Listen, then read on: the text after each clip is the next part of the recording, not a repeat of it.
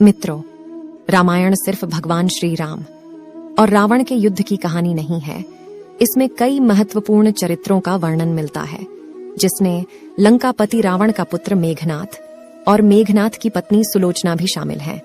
मित्रों, मेघनाथ का नाम इंद्रजीत था। दोनों नाम उसको पराक्रम और बहादुरी के लिए दिए गए थे।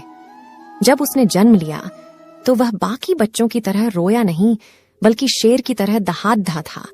उसने स्वयं ब्रह्मा जी से वरदान लिया था कि वह किसी भी युद्ध में जाने से पहले अगर अपनी कुलदेवी के मंदिर जाकर यज्ञ पूर्ण करेगा तो उसे युद्ध में कोई नहीं हरा पाएगा।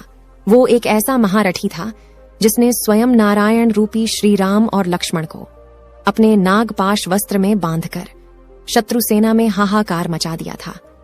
जी हां मित्रों, हम बात कर रहे हैं इंद्र पर जीत पाने वाले इंद्रजीत की, यानी कि मेघनाथ की।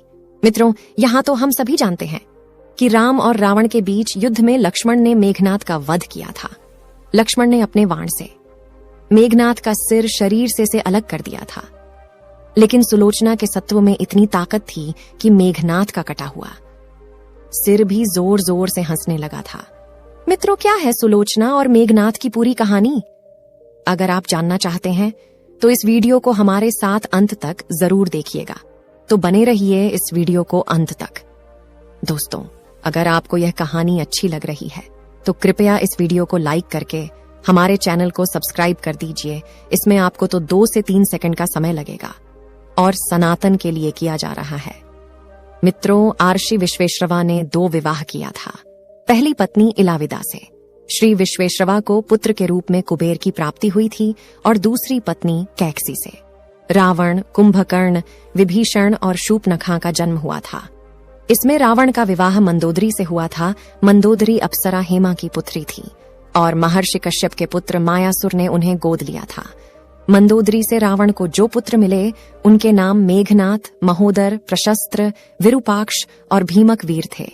इनमें से मेघनाथ रावण और मंदोदरी का सबसे ज्येष्ठ पुत्र था। मेघनाथ के बारे में कहा जाता है कि वह महाबलशाली और महाप्रतापी योद्धा था। मेघनाथ के जन्म के समय रावण चाहता था कि उसका होने वाला पुत्र तेजस्वी और पराक्रमी होने के साथ साथ अमर भी हो। इसलिए मेघनाथ के जन्म के समय रावण ने सभी ग्रहों को अपने पुत्र की जन्म कुंडली के 11वें स्थान यानी लाभ स्थान पर रख दिया था। परंतु रावण की दुष्ट बुद्धि से परिचित शनिदेव ने अंतिम समय में अपनी चाल बदल ली और वे 11वें स्थान से 12वें स्थान पर आ गए, जिससे मेघनाथ अमर नहीं हो पाया। इस बात से क्रोधित रावण ने शनिदेव को अपनी लंका में कैद कर लिया था। वाल्मीकि रामायण के अनुसार जब मेघनाथ का जन्म हुआ तो वह सामान्य शिशुओं की तरह रोया नहीं, बल्कि उसके मुंह से बिजली की गर्जना सुनाई दी थी, जिसकी वजह से रावण ने अपने पुत्र का नाम मेघनाथ रख दिया था। मित्रों, मेघनाथ ने साक्षात महादेव से शिक्षा प्राप्त की थी। महादेव से शिक्षा प्राप्त कर मेघनाथ सभी दिव्य अस्त्रों का झाता बन गया था। अपने किशोरावस्था में मेघनाथ ने अपनी कुलदेवी प्रत्यंगिरा के मंदिर में गुरु शुक्राचार्य से शिक्षा लेकर कई सिद्धियां प्राप्त कर ली थीं। और जब मेघनाथ युवावस्था में पहुंचा तो उसने कठिन तपस्या के बल पर संसार के 3 सबसे घातक अस्त्र ब्रह्मास्त्र, पशुपासत्र और वैष्णव वस्त्र प्राप्त कर लिए थे। एक बार मेघनाथ ने अपने पराक्रम से देवताओं के राजा इंद्र को परास्त करके उन्हें बंधक बना लिया था। मेघनाथ की वीरता को देखकर ब्रह्मा जी ने मेघनाथ का नाम इंद्रजीत रख दिया था। बंधक इंद्र को छुड़ाने के लिए जब ब्रह्मा ने मेघनाथ को आज्ञा दी तो मेघनाथ ने इंद्र को बंधन मुक्त कर दिया। इस पर ब्रह्मा जी ने प्रसन्न होकर मेघनाथ को मनचाहा वरदान मांगने को कहा। तब मेघनाथ ने ब्रह्मा जी से अमरता का वर मांगा, लेकिन ब्रह्मा ने कहा कि यह देना संभव नहीं है। इसलिए उन्होंने इसके सामान्य ही मेघनाथ को अन्य वरदान दे दिया। इस वरदान के मुताबिक कुलदेवी प्रत्यंगिरा के यज्ञ के दौरान मेघनाथ को स्वयं त्रिदेव भी नहीं हरा सकते थे और ना ही उसे मार सकते थे। मेघनाथ एक पितृभक्त पुत्र था, इसलिए जानते हुए भी कि राम स्वयं श्री हरि विष्णु के अवतार हैं, फिर भी मेघनाथ ने अपने पिता का साथ नहीं छोड़ा।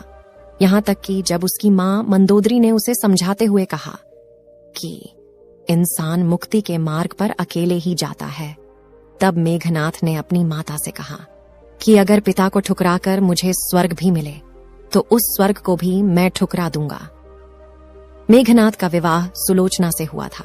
सुलोचना रामायण की एक ऐसी पतिव्रता और सती नारी थी जिसके गुण सीता और मंदोदरी से कम नहीं थे। सुलोचना का विवाह राक्षस कुल में जरूर हुआ था, लेकिन उसमें सभी गुण दैवीय प्रकृति के थे। जब राम रावण के युद्ध में रावण का भाई कुंभकर्ण मारा गया, तब रावण अपने पुत्र मेघनाद को मैदान में उतारता है। मेघनाद युद्ध में उतरते ही सुग्रीव और उसकी सेना पर भारी पड़ने लगता है, यहां तक कि राम और लक्ष्मण जी भी मेघनाद की मायावी शक्ति से कमजोर पड़ने लगते हैं, क्योंकि मेघनाद ने भगवान ब्रह्मा के वरदान के मुताबिक अपनी कुलदेवी का यज्ञ प्रारंभ करने के बाद ही युद्ध शुरू किया था। आज इस वजह से जब श्री राम और लक्ष्मण उस पर बार छोड़ जाते हैं तो मेघनाद का रथ गायब हो जाता है। मित्रों, इसी का फायदा उठाकर मेघनाद राम और लक्ष्मण पर नागपाश छोड़ दहाड़ देता है। मेघनाद के नागपाश से राम और लक्ष्मण दोनों मूर्छित हो जाते हैं। तभी राम और लक्ष्मण को होश में लाने के लिए हनुमान जी भगवान गरुड़डीश के पास गए और उन्हें लेकर आए गरुड़डीश को देखते ही नागों ने भयभीत होकर राम और लक्ष्मण को मुक्त कर दिया, जिससे राम और लक्ष्मण होश में आ गए। अगले दिन फिर से जब युद्ध प्रारंभ हुआ, तब मेघनाद ने शक्ति बाण से लक्ष्मण जी को मूर्छित कर दिया। लक्ष्मण जी के प्राणों पर खतरा देखकर हनुमान जी बिना समय गंवाए लंका पहुंच गए और वहां से सुषेण वैद्य को उठा लाए। वैद्य ने लक्ष्मण जी की नब्ज टटोलकर राम जी को संजीवनी बूटी लाने को कहा। तब हनुमान जी ने संजीवनी बूटी लाने की जिम्मेदारी उठाई और लक्ष्मण जी को बचाने के लिए पूरी संजीवनी पहाड़ को ही उठा लाए और इस तरह से लक्ष्मण जी की जान बच गई। तीसरे दिन विभीषण के कहने पर लक्ष्मण मेघनाद के पीछे लंका पहुंच गए और चौथे दिन युद्ध में लक्ष्मण ने घातक बाणों से मेघनाद को मार डाला।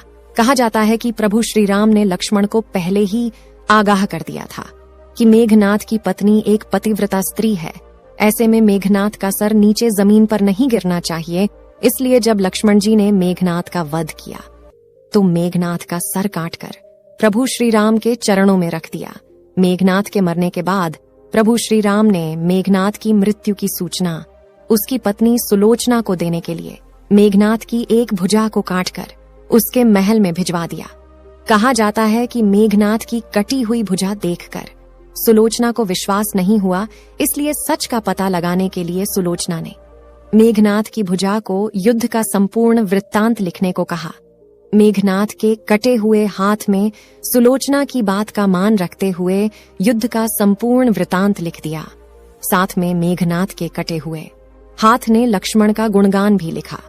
युद्ध की सारी घटना को पढ़ने के बाद सुलोचना विलाप करते हुए मेघनाद का कटा हुआ हाथ लेकर रावण के पास पहुंच गई और उससे अपने पति का सर मांगते हुए बोली, हे लंका नरेश, मेरे पति अब इस दुनिया में नहीं रहे, आप मुझे मेरे पति का सर दे दीजिए, मैं उनके साथ सती होना चाहती हूँ। तब रावण ने कहा, पुत्री 4 घड़ी प्रतीक्षा करो, मैं मेघनाद का सर शत्रु के सर के साथ लेकर आऊंगा। लेकिन सुलोचना को रावण की बात पर विश्वास नहीं हुआ, इसलिए वह मंदोदरी के पास पहुंची। तब मंदोदरी ने सुलोचना को सलाह देते हुए कहा कि तुम राम के पास जाओ, वह बहुत दयालु है, वह तुम्हारी इच्छा जरूर पूरी करेंगे। मंदोदरी की बात मानकर सुलोचना राम के पास पहुंच गई और अपना परिचय देते हुए बोली, हे प्रभु श्री राम, मैं आपकी शरण में आई हूं, कृपा करके मेरे पति का सर मुझे लौटा दें ताकि मैं सती हो सकूं। सुलोचना की ऐसी हालत देखकर प्रभु श्री राम दुखी हो गए। उन्होंने सुलोचना से कहा, हे देवी, मैं आपके पति का सर आपको लौटा दूंगा, लेकिन कृपा करके आप मुझे ये बताइए कि आपको युद्ध का सारा वृतांत कैसे पता चला। तब सुलोचना ने बताया कि किस तरह उसके पति के कटे हुए हाथ ने युद्ध का सारा वृतांत लिख बताया था। हालांकि सुलोचना की बात पर सुग्रीव को यकीन नहीं होता है, लेकिन प्रभु श्री राम को सुलोचना पर पूरा यकीन था, इसलिए वह सुलोचना से कहते हैं कि हे देवी, मुझसे आपका दुख देखा नहीं जा रहा, मैं अभी आपके पति को जीवित कर देता हूँ। प्रभु श्री राम के मुख से अपने पति के जीवित करने की बात सुनकर सुलोचना कहती हैं कि हे प्रभु, मैं नहीं चाहती कि मेरे पति जीवित होकर इस संसार के कष्टों को भोगे। यह मेरा सौभाग्य है कि मुझे आपके दर्शन हो गए, मेरा जन्म सार्थक हो गया। अब मुझे जीवित रहने की कोई इच्छा नहीं है। आप मुझे बस मेरे पति का सर दे दीजिए, मैं उनके साथ सती होना चाहती हूँ।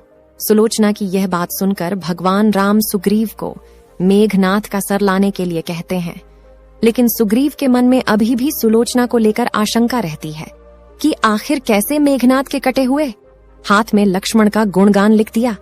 इसलिए सुग्रीव सुलोचना से कहते हैं कि मैं प्रभु राम के कहने पर तुम्हारे पति का सिर तुम्हें लौटा देता हूं, लेकिन मुझे तुम्हारी बात पर तभी यकीन होगा जब तुम्हारे पति का यह कटा हुआ सर फिर से हंसेगा। यहाँ सुलोचना के अस्तित्व की परीक्षा ली थी, इसलिए वह अपने पति के कटे हुए सिर से कहती हैं कि हे स्वामी, कृपा करके हंस दीजिए, यह मेरे अस्तित्व की परीक्षा है। कहा जाता है कि सुलोचना के इतना कहते ही मेघनाथ का कटा हुआ सर जोर जोर से हंसने लगा और इस तरह से सुलोचना अपने पति के कटे हुए सिर के साथ लंका लौट आती है। वहीं समुद्र के किनारे मेघनाथ की अर्थी सजाई जाती है और सुलोचना धधकती अग्नि में अपने पति का सिर लेकर अग्नि में बैठकर सभी के सामने सती हो जाती है। तो मित्रों, ये थी सुलोचना और उससे जुड़ी कहानी। क्या सुलोचना के जीवन से जुड़ी ये कहानी आपको पहले से पता थी? कमेंट में जरूर बताइएगा और वीडियो को अंत तक देखने के लिए आपका बहुत बहुत शुक्रिया।